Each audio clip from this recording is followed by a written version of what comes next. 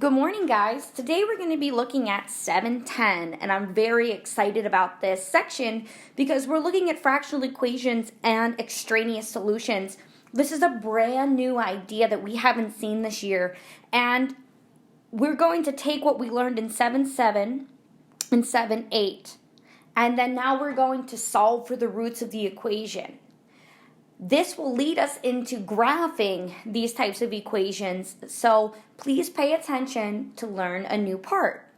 So a fractional equation has a variable in the denominator. That means you'll have an x or some other value that is a variable. For example, x all over x minus 2 plus 2 all over x plus 3 is equal to 10 all over x squared plus x minus 6. Notice each part of that equation has a variable in the denominator.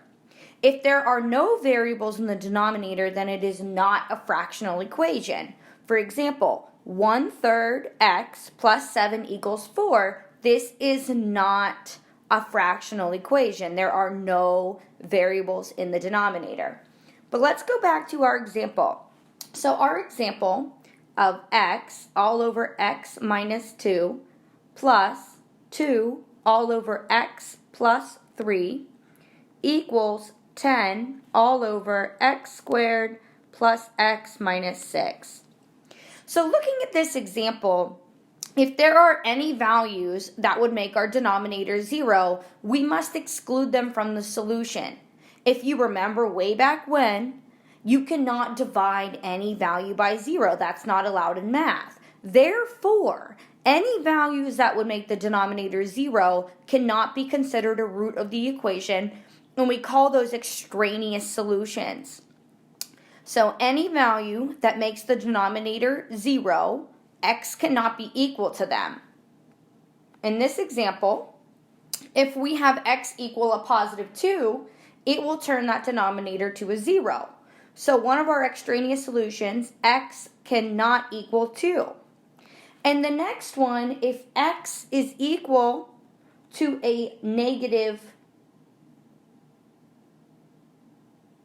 3, it will also be an extraneous solution.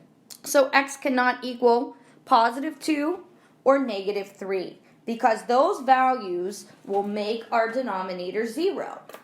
So once you begin and you have figured out any extraneous solutions, it is time to begin the actual solving to find those roots of the equation. So we first want to factor and transform the equation, and we're going to do this by finding that least common multiple, which we've already done in this unit, and cancel our denominators. So, first things first, can I factor anything in my original equation? Why, yes I can. X squared plus x minus 6 can be factored into x minus 2 and x plus 3. So that's going to become my LCM here in my example. So let's write our equation.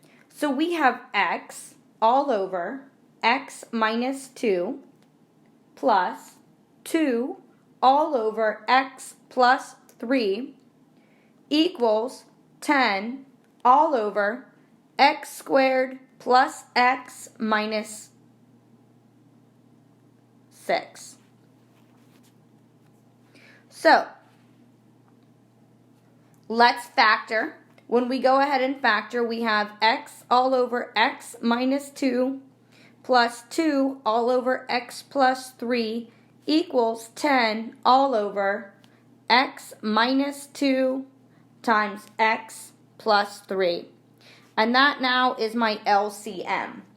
So what I need to do now that I factored is get rid of those denominators. And we're going to do that by multiplying the left side of the equation and the right side of the equation by our least common multiple. So I'm going to write our least common multiple here. X minus 2 times x plus 3. All times the entire left side of my equation of x over x minus 2 plus 2 over x plus 3 equals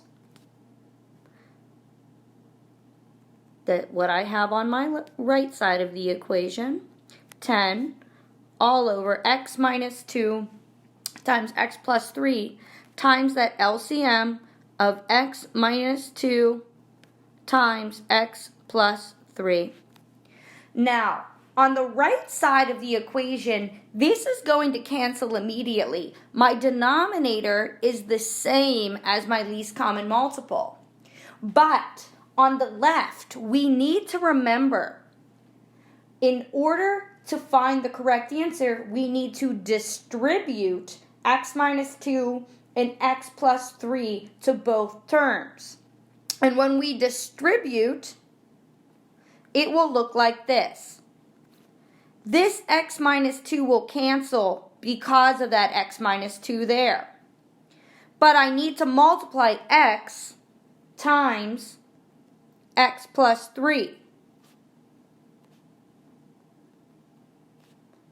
On the right side, x plus 3 and x plus 3 will cancel, but I need to multiply my 2 by the x minus 2. So I will have x minus 2 times 2. For those of you that are unsure of why, remember you always need to distribute that least common multiple to the term that does not have that one as the denominator. The same thing we did in 7-7 and 7-8. And on the right side of the equation, we've already canceled our denominator, so we're left with 10.